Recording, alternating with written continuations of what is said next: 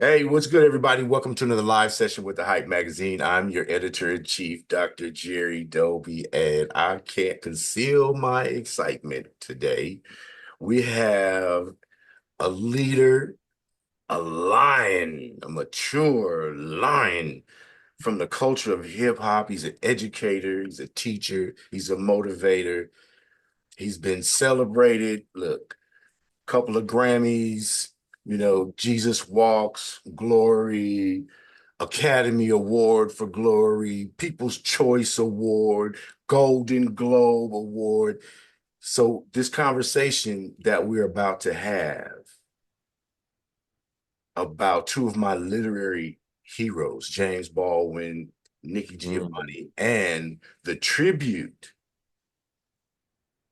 that Rhymefest put down based on the 1971 conversation between Nikki and James.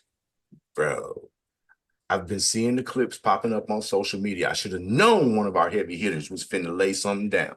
The new album is called James and Nikki, A Conversation. And this creation is a very special compilation. Look, we got what we got? 9 joints that this brother brought his family into. Y'all be careful because he talked about his grandmama and the lessons and stuff. Look, he gets it in. Look, Rhymefest. I apologize. I told you I might have several fanboy moments. I'm excited. You know what I mean?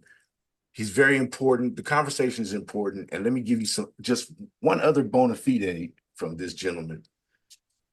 He was invited to the British House of freaking Commons to talk hip hop and policy. This is a man of global importance. He's a treasure, a gem. Rhymefest is the name. Thank you and welcome to the Hype Life Sessions. Thank you so much. It's a pleasure and an honor to be here in the name of our ancestors, in the name of our elderberries and elders who were our mentors, taught us, loved us, prophesized and grioed to us to allow us to be the fruits of their labor. So thank you for allowing me to be a fruit of somebody's labor, brother. Man, I'm honored and I'm grateful for you and your leadership. And it's timely because I've noticed that we're coming out of still in the ending cycle of babies raising babies, where the mores and morals and survival skills that were discussed, passed on from our elders, especially our Mhm. elderberries. Hey, Granny, you know what I mean? Uh, Hey, Mimi. they're starting to come back and gain more importance. Off air, we talked about so many things.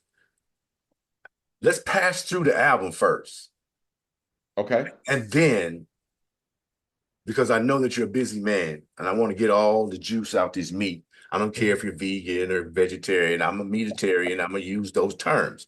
And we want to get all of it about the album and then some of the other things that you brought up and some initiatives that you're doing and championing. Is that okay?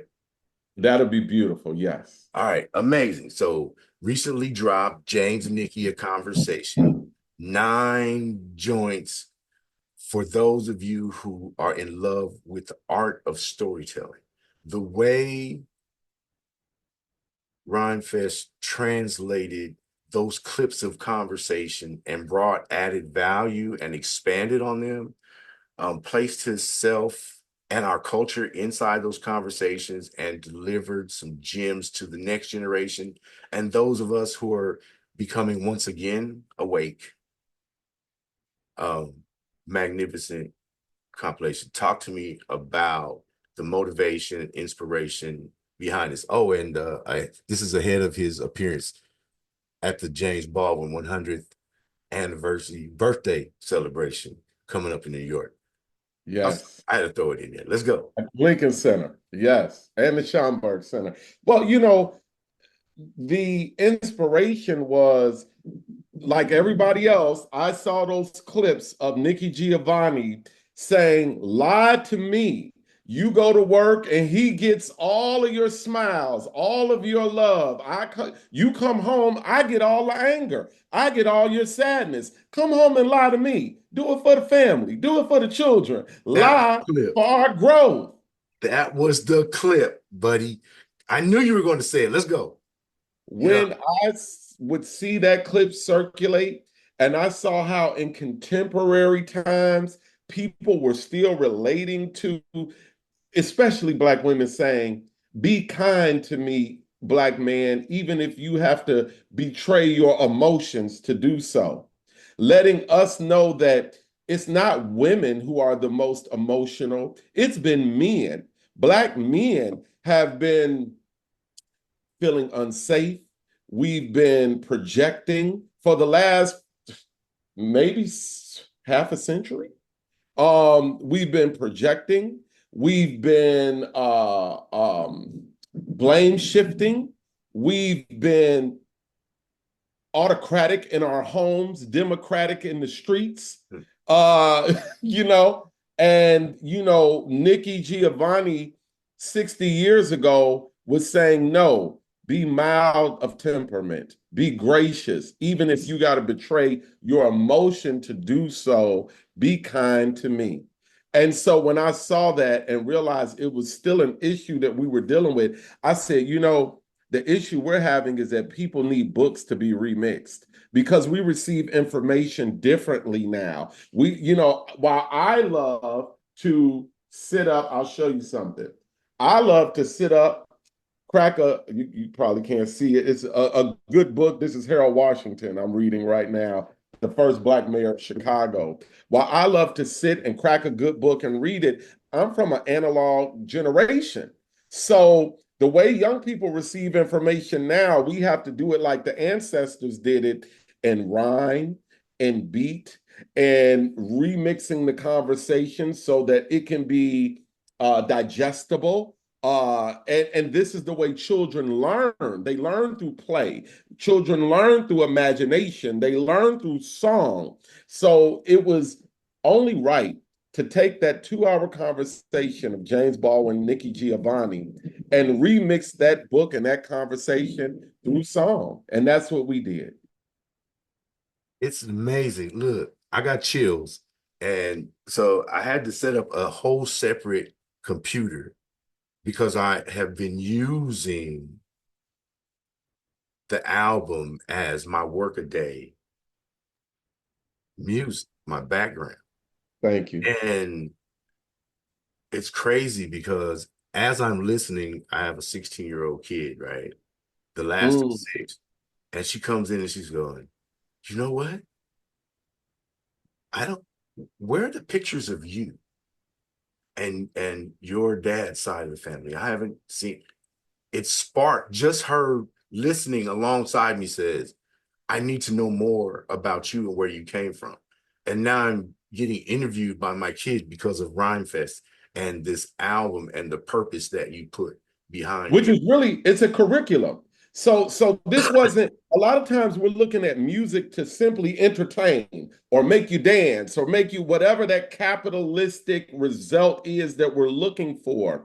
I'm so grateful to Golden State Entertainment for allowing uh impact in community and not just exploitation and monetization of community through the arts. And so, Golden State Entertainment came, to me and said, James Baldwin and Nikki Giovanni is a perfect way to stimulate conversation in our community and create a new kind of curriculum about where we are as a community. And I said, man, and as a rapper, this I'm gonna I was aiming to make this not about me per se, to Mm, make this about what we're all going through. mm, So to do that, okay, I'm going to embody the spirit of James. But if you notice on every piece, there's a co-author who's a woman Right. embodying the spirit of Nikki, challenging my viewpoint and my blind side on this project to say, okay, you see it like this, but it may have a whole nother side to the elephant that you're not seeing. And so it was very important to make this a curriculum, to make this impactful, not make it about me, but make it about what we all go through and have a woman co-author on each song. You know what's interesting, bro? Right now, women rappers are the hottest thing in hip hop commercially. And what we see from many of our women counterparts commercially is the same mistake a lot of men made in the 90s and in the early 2000s of hip hop. And Mm, that mistake is exploiting ourselves, exploiting the community, one note messages about who we are, allowing our drum to be used against us. And I wanted to show with James and Nikki that not all women rappers are built the same. Not all women rappers are industry driven, and we won't make the same mistake the guys did. My generation did when we had the baton.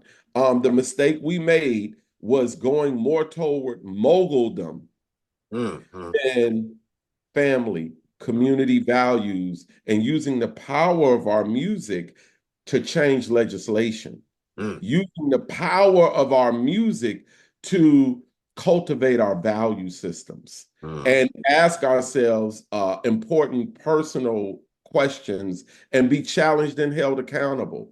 mm, Women, this whole women win with Kamala or Kamala wins with Black women.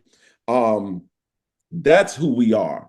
And what the industry tries to do is present a mask where we're all distracted by a conversation about who we're not. James and Nikki was a strike at mm. who we are as a community. And I was so proud to have women co-authors champion that message with me.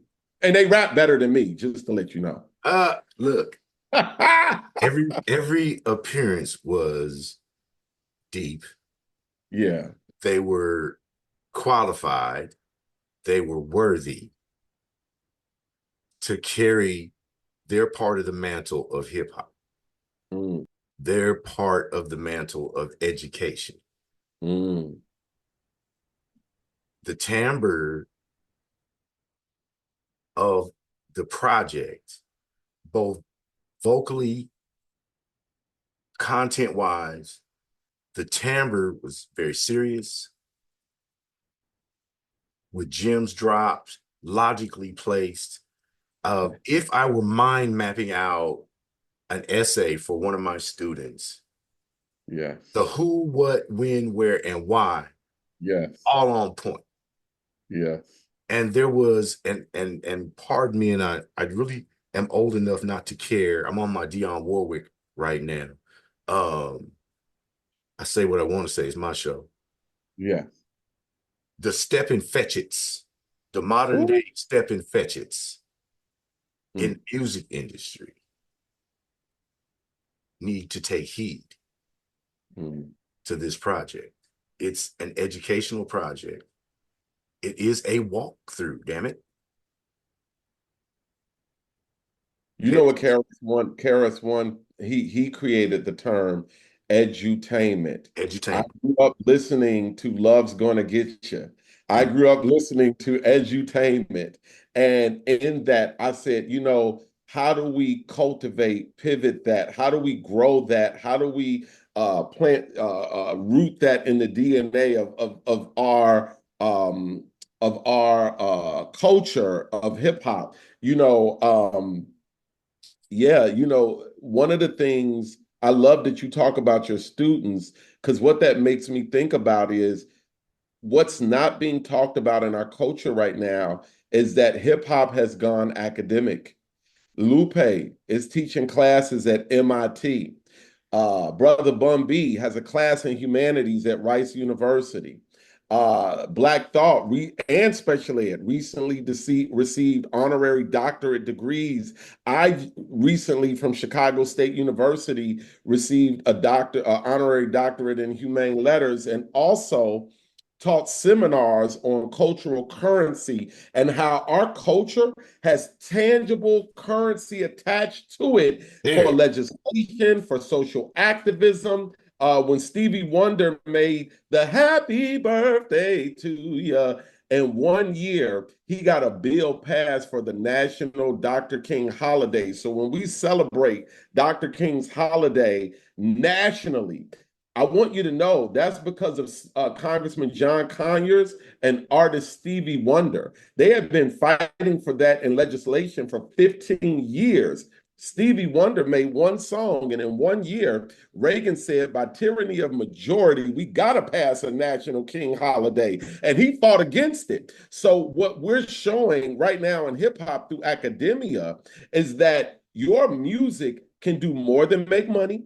Your music can do more than entertain. Your music can pull the levers of legislation. Your music can reshape and reimagine what our communities look like. And it is our obligation to do that. Rappers used to say, yo, I'm just trying to get out the hood, not realizing that when you leave, it's going to be gentrified and tripled in value.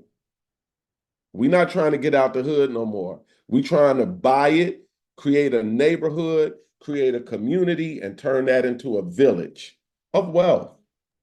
A global village of wealth. Hey, Global. I I just admire it. That's why I'm like, let's get through this because uh, it's impactful. I try to limit myself at my age to conversations that bring value. That matter, yeah. And it's not an ego thing. It's I want to be empty when I do my final checkout. I want to have given everything that I could to educate. And I see that with you. And I love, your motto that power is the power to empower others. Yes. That's the only true power. Notice this. Everybody 2 weeks ago was walking around with their head down, even on the other side of whatever political aisle you're on. People were walking around in misery. But when one president said, okay, I'm going to take my foot off the neck of power and Mm, allow a new generation to breathe. mhm. Notice how 50,000 Black women came together instantly and said, okay, raise 100 million in a day, let's go. Now they're doing calls with white women. Now they're doing calls with Black men, and Roland Martin, and hundreds of thousands of people are coming together and saying, this is what America can look like. And for the first time, you know what I see? I see that how powerful our vote is, how powerful our advocacy is. Win with Black women. What? Like, so, but somebody had to take their foot or their hand off the scepter of power and say, I'm letting go.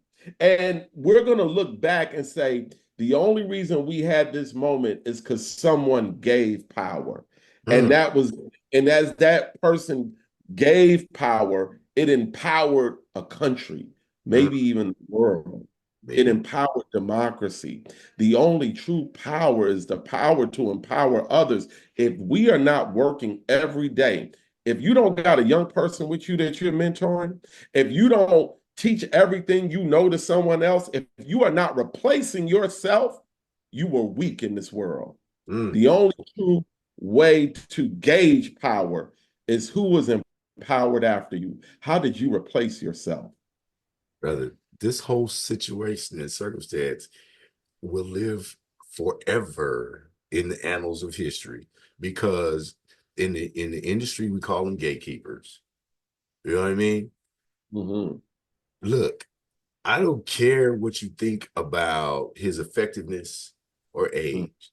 You look at the metaphor of what just happened. He not mhm. only cracked the gate open, he personally, by Yeah. hand, opened each side of the gate and said, run it. You feel me? And we ran through. And we Them ran through. in mass. Come on. Come on. En masse. Yeah, I love it. Go ahead.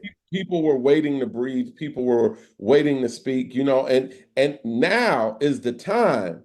If you're an artist, there's no other time other than now to create art. It's this is the time where all the art that is created will be marked in history Mm, as that came at that time, which is the perfect time for yeah, James and Nikki. The it is perfect time to perfect. celebrate James Baldwin and honor Nikki Giovanni. Man, look, I haven't searched the Library of Congress yet Mm, um, for the project, but it's worthy. And yeah, every year they pick 25 pieces to add to their playlist in the Library of Congress.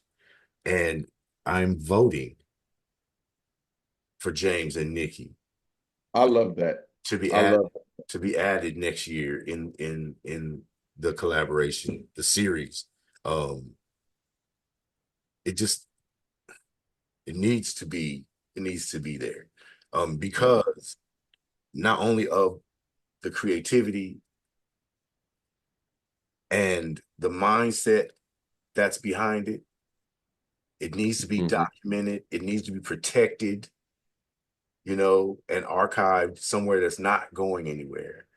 Yes, I And agree. as a double bonus, once again, it brings to the forefront a deep and caring conversation between a Black man and a Black woman who, Mm, besides their star status, came together to communicate, exchange, and recognize the perspective of the other. You know, I, hype stands for how you perceive everything.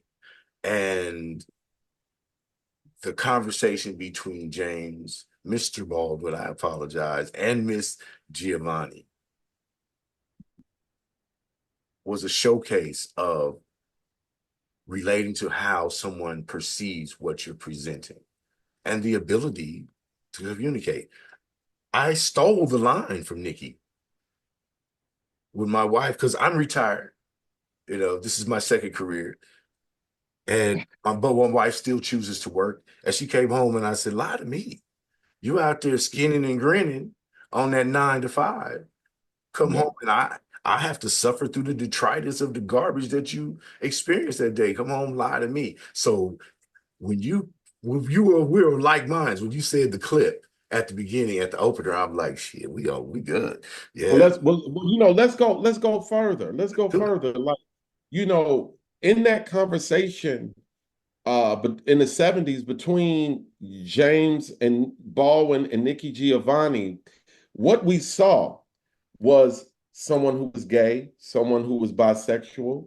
We saw someone who was a teacher, someone who was a student, but it was alchemy Mm, because they also communicated as brother and sister, mm, as husband and wife, as artist to artist, as man to woman, as two people who agreed on the ludicrousy of the time. So when Nikki Giovanni says, how do we survive today? How do we get our message out today in light of all of the things pushing back against freedom? He said, sweetheart, mm, our ancestors taught us how to do that. We mm, are 100 years ahead of our time. Don't think about James Baldwin was saying, don't think about the opposition. You are 100 years ahead of your time. She said, but I got to live now. He mm, said, your ancestors, our ancestors taught us how to do that. Use what you got.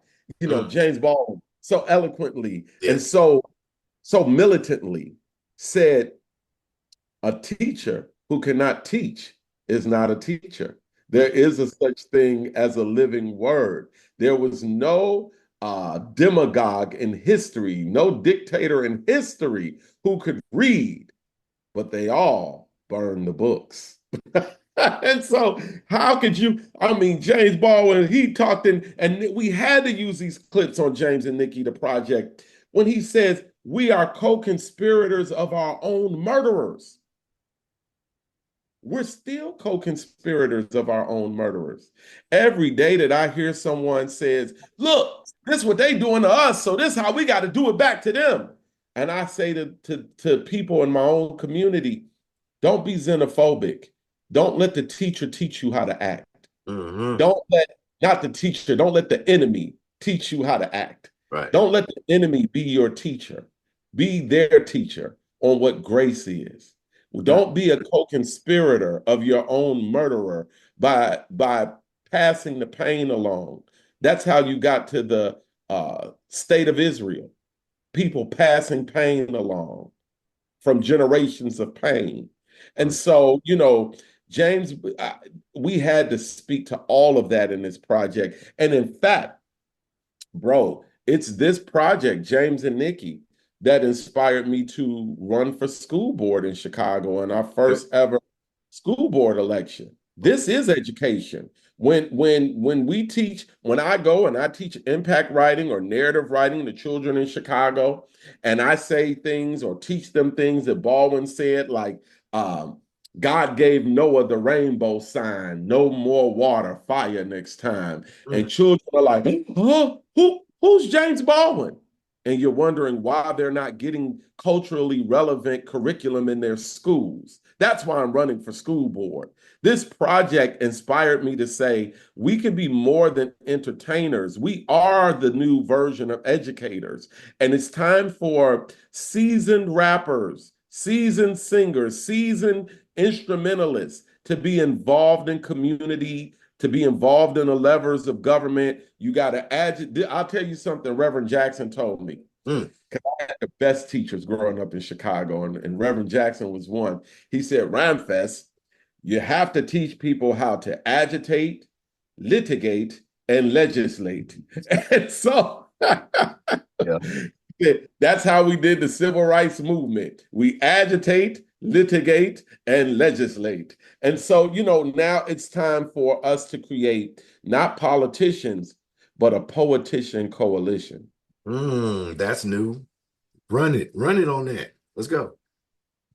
That's what it is. We need artist packs. Artists need to get together and create political packs. Artists need to find the same way A&Rs were looking for artists. We need to A&R artists, visual artists, sculptors, instrumentalists, videographers who can reimagine, reframe, re-see, and help rebuild and reshape what community looks like on a legislative scale. And that's why I'm running for school board. And James and Nikki was the big this. I'll tell you the way it went. We finished James and Nikki, put it out. I did an 8-week seminar as a Axelrod Pritzker Fellow at the Institute of Politics for Chicago, University of Chicago. And after we put out James and Nikki, after I did the 8-week seminar at the University of Chicago on politics and culture, that's when we threw our hat in the ring and ran for office in Chicago. You got to support this brother. You know, the messages are clear that our next generations aren't learning according to the boxed in type of education and that we're getting, and also critical pieces of American art and thought leadership are And being critical thinking. and critical thinking. Because that's what wouldn't you say with your students? Are you finding that young people have a lot of information, Mm. but the context that it takes to think critically is what we, as the more seasoned generation, have to figure out how to convey, how to think critically, which is really common sense. Mm. I um I restrict myself and I only teach at the master's and doctorate level. Oh, okay. Yes. So usually my students are a little more considered. They're there. However, there are those who still come from the street, from the one ways out Mm, there, and they're simply they simply are showing the intestinal fortitude to move forward and crack the shell of mm, the nut they're being held in. mm. If you're held inside the nut, you have nothing to eat but that what's inside the nut, and you end up with the empty shell, right? These people are saying, no, I'm breaking out because there is more to learn and more to apply. And these things um, match my life in real time. So to answer your question, I do run into students who, although, they're academically good, their critical thinking and understanding and awareness not only of themselves but the world around them, um, they've negated it, self-negated it by only focusing on the lines that are promulgated through standardized education. So they don't have the benefit. I don't have anyone quoting Thoreau to me. I don't have anyone quoting Baldwin to me. Um, when they're presenting their thesis or their dissertation and it's relating to communication or journalism, I don't have. So it's kind of a yes. Yeah.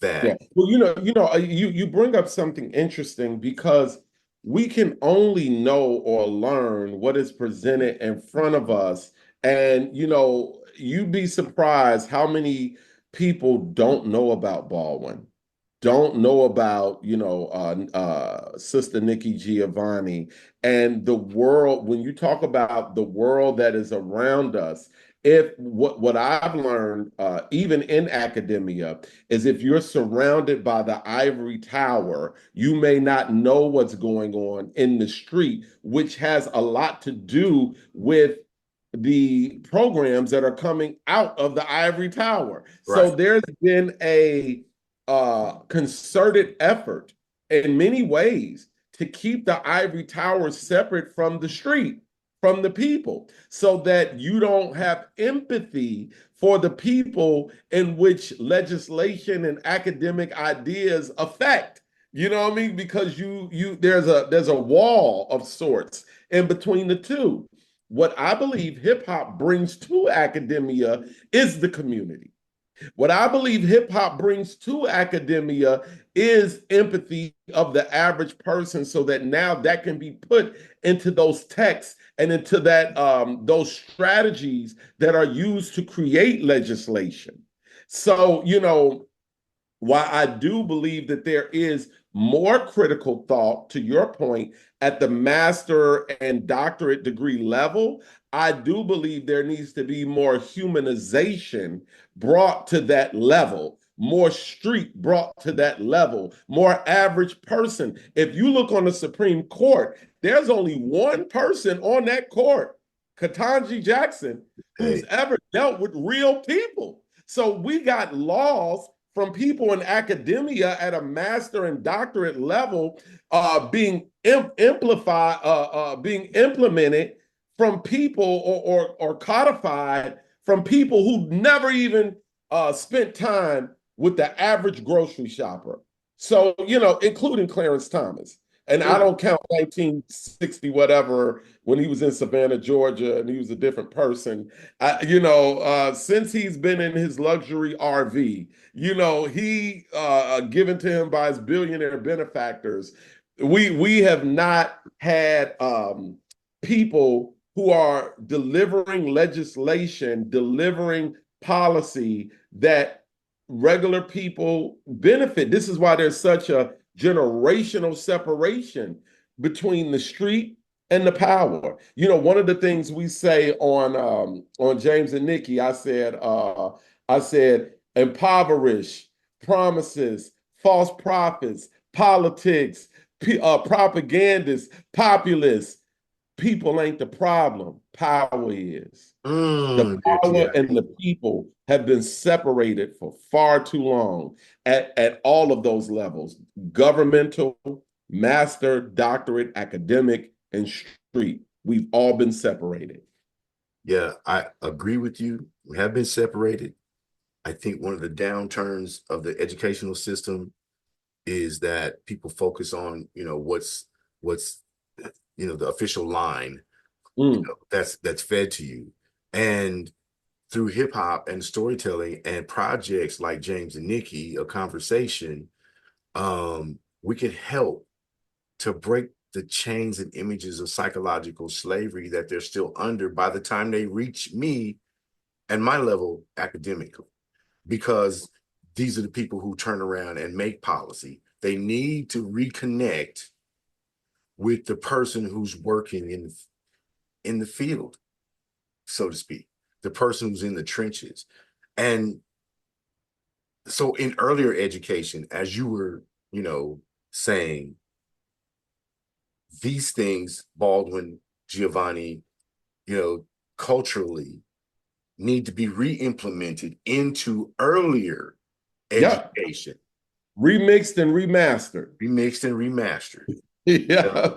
And that would be, I feel, in agreement with you, that this would be a huge benefit to our communities locally, nationally, and an understanding, as in when the civil rights movement was jumping off, how to work within a collective mind on a mission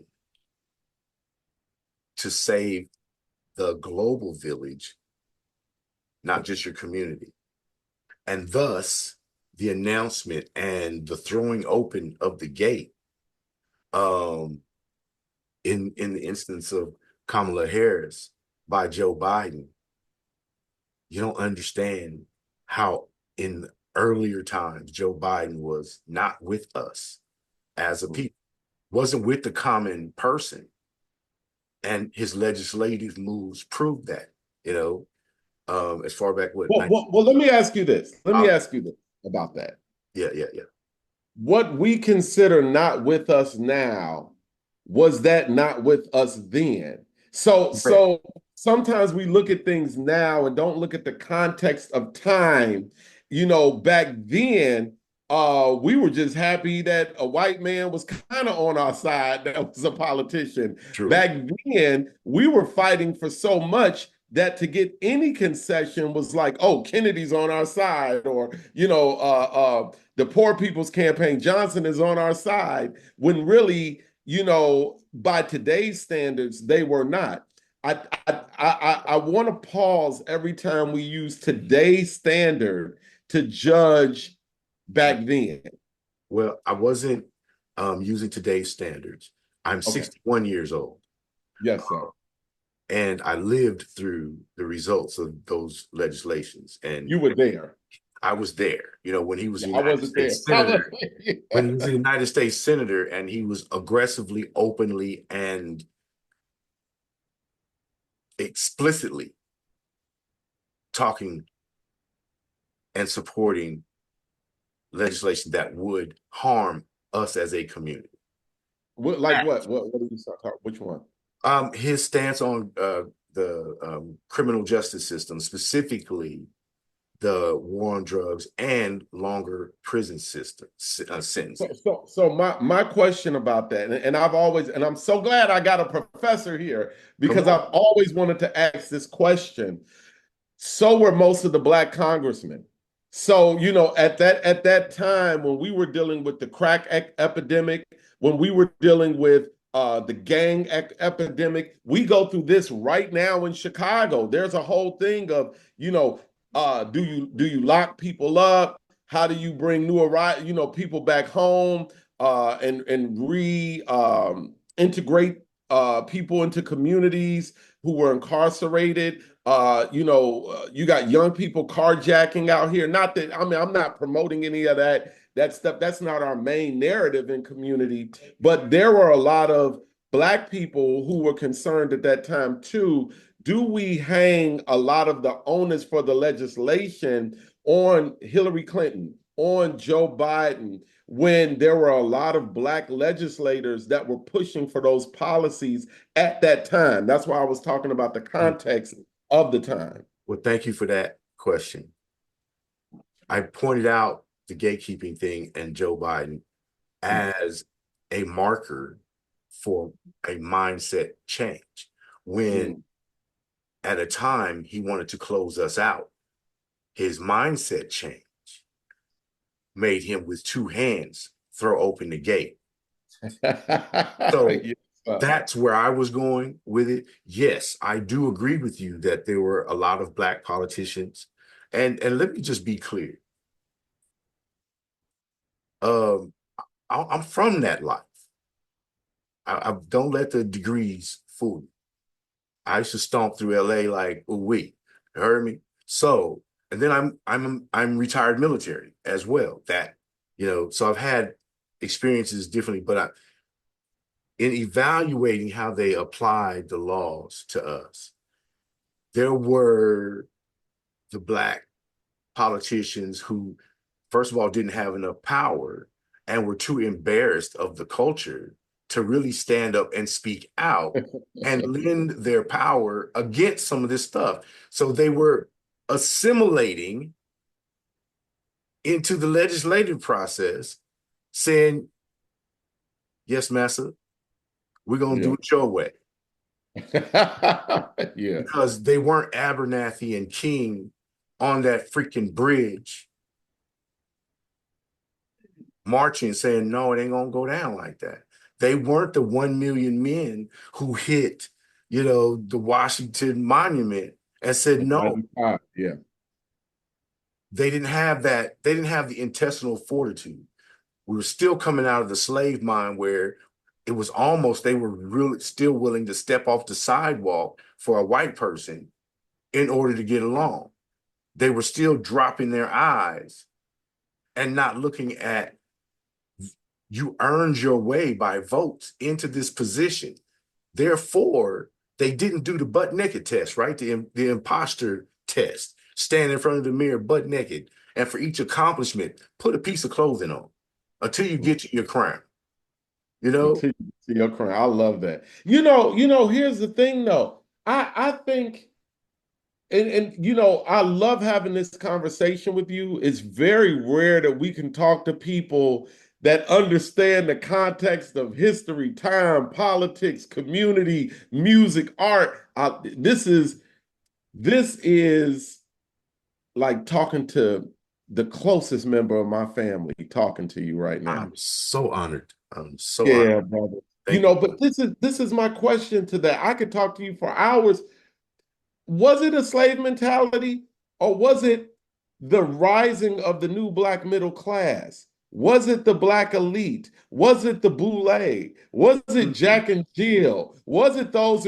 I don't want to act like we've always been in this oppressed situation Mhm. when the people who are our legislators historically have been the talented tenth of our community. So, it's difficult for me when at that time we also had Marion Barry Marion create Barry in the DC. middle class in DC. You also had Harold Washington in the 80s creating the middle class in Chicago and the sanctuary city of Chicago. We were exercising power like we never had. And from the 80s through the 90s, it was really only um, I would say the early 2000s that those gatekeepers who you said pushed the gate open started to have to transfer the power because now you got Michael Jordan, now you got Puff Daddy, now you got like all these major multi-million dollar black moguls where it's not about the black middle class or college graduate, it's about I can go straight to the league. You know Mhm. what I'm saying? So Right, the right. kids start doing something different. I think sometimes we put what our problems are in this kind of vague slave mentality thing when there were a lot of processes that took place within the culture to how we got to where we are today. For me, slave mentality um, can equivocate with survival skills. How did our elders maneuver through the maze of the legislative legal system and just day-to-day survival.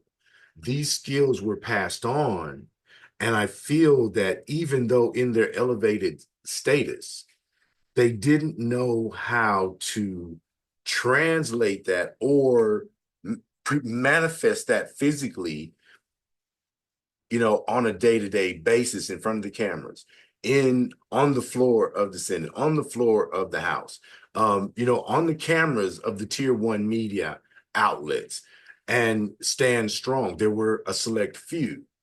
But what did they do? They fell behind the civil rights leaders and Mm. backed them. So they weren't, even though they had elevated to those levels, they weren't necessarily skilled at pushing the narrative in the halls where it meant something and could actually make a change, codify changes. They had to still follow the warriors who kicked it off. Let me Sure. ask you this. Yes, sir. But weren't a lot of the most powerful legislators the civil rights leaders themselves? I mean, look, Bobby Rush was in the Black Panthers. He's still congressman in Chicago. Sheila Jackson Lee. What's our brother's name from Atlanta? Where they want to get the voting rights bill named after our brother in Atlanta. Not Abernathy. Ah, no, not Abernathy. No, You know who I'm talking about. yeah, I do. And he just passed. He So just passed. yeah, yeah, yeah. So I'm just saying that to say, how can we say that the legislators fell behind where the civil rights leaders were taking us when they were the civil rights Not leaders? behind, as in lagging, behind, as in supporting, still allowing the civil rights leaders to take center stage. They were the civil rights leaders. Some of them were, I mean, let Shirley I Chisholm. love it. By the way, are you enjoying this conversation, brother? I'm I enjoying am. I am so afraid that the PR rep is going to say, we need to wrap it up, and I want to send them to the waiting room so they can't pop in on the microphone because I'm having a freaking ball. Y'all don't it. understand. I've had so many, I'm saying, interviews and conversations, and I started from this and started from that from people who don't know shit. Yeah. You know, like I said, I'm from that life. You know, I'm talking about being in the boys' industrial school from age 13 to 17. I'm about that. I was about Yeah. that life. Went into the military, just retired in 2013. Thank God I'm not a statistic. You know what I mean? And this is my second career. Having conversations like I don't do interviews Yeah. unless I feel like it's going to be valuable and I could get into it. And the other person is going to sit there with me like we're having a beer or we got our rods in the water and we going after the bass they not hitting. So that gives us longer to talk. That's the kind of conversation. Yes, I'm enjoying it, to answer your question. I'm having So a blast. So, So yeah, but they were. So if we're saying that in many cases they were the civil rights leaders, when Joe Biden came along, they collaborated with them. You know what I'm saying? So I didn't mean to hit you with the know what I'm saying. However, they collaborated. They collaborate. I am hip hop. They collaborated with him, and what would you say that ultimately today where we are? We've made more gains than anything in the last 200 years. And that although we've had some um, ops and challenges and learning moments, it's really been a short amount of time to the type of political power that we're seeing from enslavement to now, historically. I would agree that it's, been a short period. It's been a steady, once it began in earnest, Mm. and we started walking the halls from the time the Panthers took over the gallery in Sacramento, fully loaded, ready to rock. You know what Yeah. I mean? Fully loaded, ready to rock. Yes, sir. Till until now, when we have the re-emergence of the thought leaders, we have a re-emergence of courage. So there's fear. Courage is what you do through that fear. And I believe that early on, when we're talking about, 70, 71, in that we're making like I was one of the kids bust. You know what I mean? One of my classmates was, the grandson of the civil rights case that had to do with integrating schools. You know what I mean? I'm that old. 63. There were still white only water fountains when I was born. Y'all don't understand. So I have it, and I have a view of the people who stood by and still allowed some of the things that went down to allow The maturity wasn't there. the maturity, The the focus and courage, understanding wasn't there. the focus, understanding on how to navigate the good old boy network that women and minorities who had gained power still had to navigate in those other halls.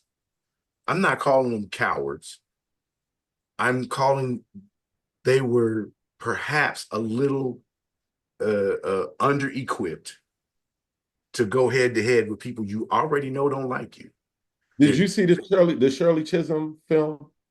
I have seen it, and it's been a minute, and I'm old, and I have TBI, so I can't recall all of the details.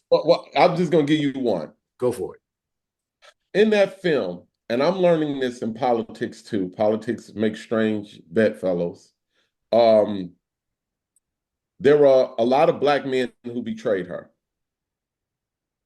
She was trying, she was doing, she was courageous. And, there were some black men in Congressional Black Caucus didn't give her at that time the support they promised her and the support she deserved. Because she was unbought and unbossed. Uh, a lot of what you're speaking of is the mechanism and process of not just white supremacy. I believe capitalism has become its own monster. Mm, Uh, of a manifest destiny of sorts. I believe it's out of white supremacy don't even got capitalism under control, as we see that the majority of educated, degreed people in America are Africans. mm, The majority of wealth are people from India, mm. Asia. The browning of America and I think in America we like to keep these arguments centered around white and black, but it's bigger than that now. It's global. And I think we have an opportunity as black people in America to leverage our assets against anybody in the world. And that's where we should be. I think these discussions, maybe these debates about white and black are antiquated in the world that we live in now. I would agree. I would love to have a different conversation. I would love to have this conversation, brainiac to brainiac, and a, a aware human being to aware human being. Yes. Caring black man, father, educator, but and we should. And I hope you will allow me that honor. This can't be the last time we speak. Thank you. That's what I was trying to say. I get it. I get it. It's too much. We got to unpack it all. We got to unpack the diaspora at some point. Let's get it. Let's get it. The most important. takeaway from this is, for me, to our audience right now, is that uh, through your latest project, James and Nikki, a Yes. conversation, you're pushing the narrative, you're expanding on the narrative, you have broken it into digestible bites for the consumer. So very easy to learn. Like I said, it actually ignited my 16-year-old daughter, who doesn't give a darn about her old man like that, to start asking questions. Where are your picture books and photo albums? What did you look like when you were a kid, et cetera, et cetera? So very important I love that. project to I love me personally. 100th birthday of James Baldwin coming up. You Yeah. have been invited to speak at the celebration. Let's talk about um that, like 100th birthday, August the 2nd, it goes down. Yes, I'll be speaking at the Schomburg Center in New York, accompanied by a performance later that evening at the Lincoln Center. The Baldwin family, please, everybody go to Baldwin 100 on Instagram. The Baldwin family will be in attendance. Miss Giovanni may be in attendance. And it's one of the honors of my life. It's doing this project, people were trying to tell me, hey, the club might not play this. It might not get play in the club, or it might not, be on the national charts, for music. And I said, that's not what this is for. This is for the archives. This is for the prophets. This is to honor those who have seeded us with the opportunity to put our messages out. And so for this to be coming back around in this way, brother, I'm learning something. Mm, yeah. I'm learning that all you can do is give yourself an assignment and begin the journey and stop trying to control the outcome. And it'll be bigger than what you've ever imagined. There's a poet by the name of Murray, last name Murray. He has a quote that says, once you commit yourself to something, unforeseen occurrences will begin to swirl. Material support you could have never dreamed of will come your way, and you will have everything you need beyond your wildest imagination, but only once one has committed themselves. I'm so honored to be committed to the furtherance of the prophet's words of James Baldwin. An amazing way to end this particular segment, because it is about your project that celebrates that conversation from 1971.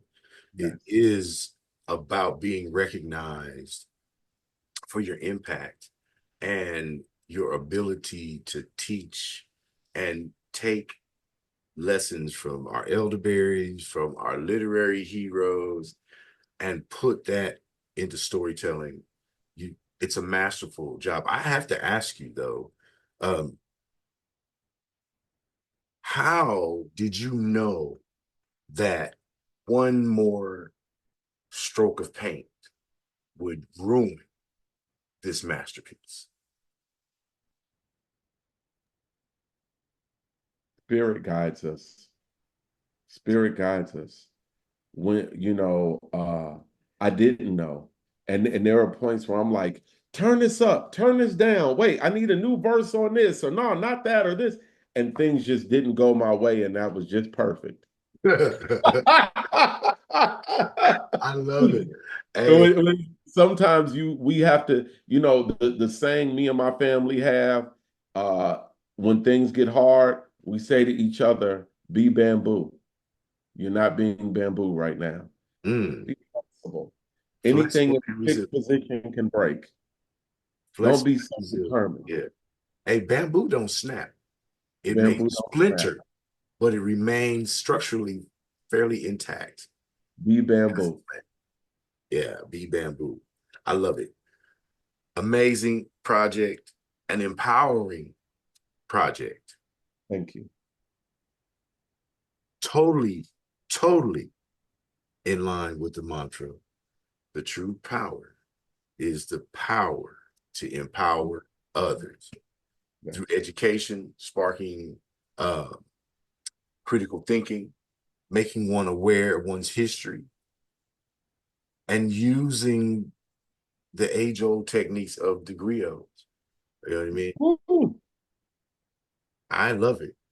I We're salute gonna next time we talk, we'll next conversation we have, let's start with the griot and then let's expand into the diaspora and we'll talk about music language and how our people, our musical language is the fastest growing language in the history of the world. If you go to Iran, where they love poetry, and they can tell you about 19th century Hafiz, because even the garbage man can give poetic script in it. Iran.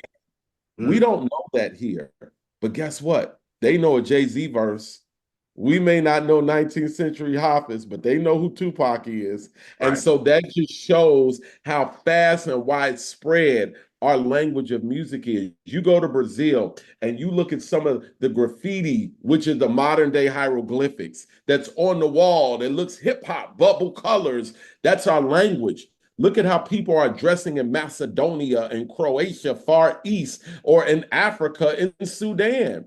That's the language. And we keep trading our drum back and forth to where it was hip hop. Now the Africans took our hip hop and transferred it into Afrobeat and sent it back to us. It Mm, was Afrobeat. We it got to London. They turned it into a genre called grime and then sent it back to us. Oh, our Afro Colombian and Afro Brazilian and Puerto Rican brothers and sisters turned that drum into a thing called reggaeton and sent it back to us. Oh man, our musical language is the fastest growing language in the history of the world. you know, um, I did a DJ EFN from Drink Champs did a series, a global series going to the Latino countries, just talking about hip hop and its impact and this, that, and the third. So what you said is great. It's really true. Um, and I'm excited, and I swear to God, I have tried not to have fanboy moments here and enjoy myself too much, but Ah, sitting next to a real human being, having a real conversation, even though it's about music, and we got off topic. We no, have it's all the same. Everything we talked about today is what Baldwin would have wanted us to discuss.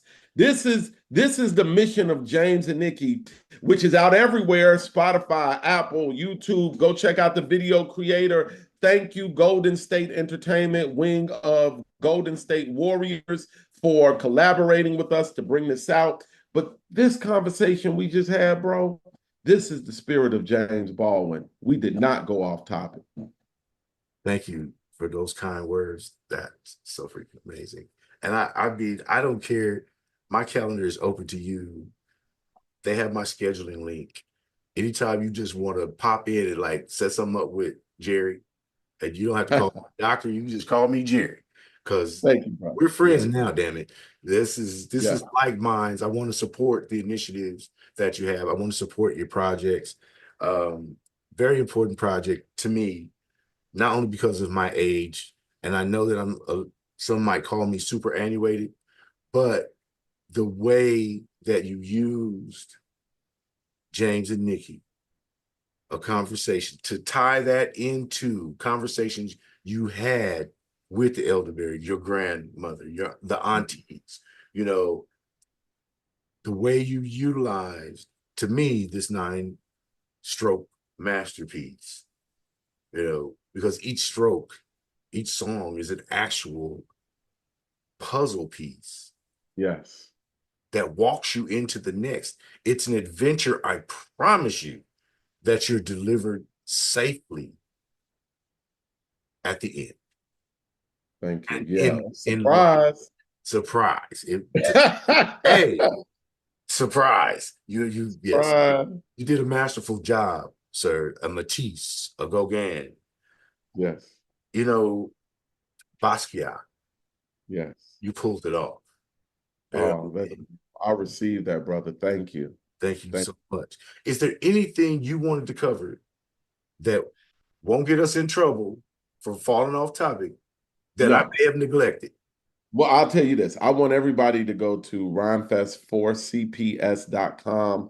That's rhymefest4cps.com. Check out our platform. You'll see a lot of similar things in our platform for education to what we've discussed today. Our children need modern curriculum that is culturally relevant.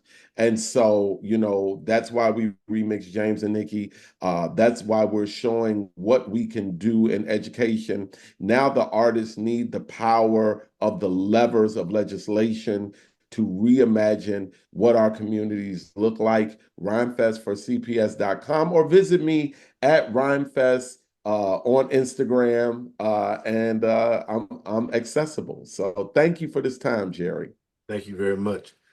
I will have one more request after we stop the recording. And Okay. and I never do this, but I got to get a screen grab of you and I on screen together, if that's okay. Of course. Okay. I this is like intrinsic shit.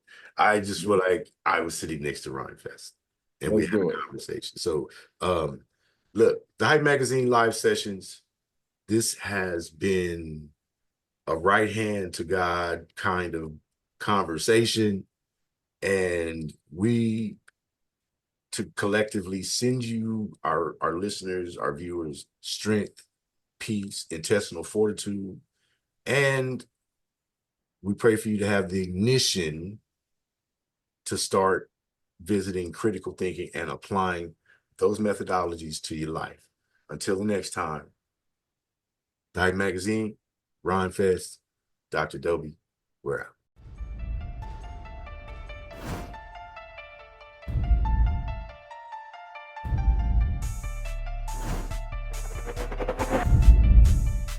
As an artist, we should reflect the time. Why you so talented? Cause I'm black. Why you so amazing? Cause I'm black. It's really important that we build characters so that people understand their story matters. 2 Chainz and I both are just really into good food. And when you know you are royalty, you will only aim in life to be royalty. We're doing it right now. I don't give a damn what they say about me. Yes, I called your ass out. I know I shouldn't be saying this kind of. Shout out the Hype Magazine Network. Shout out to the Hype Magazine Network.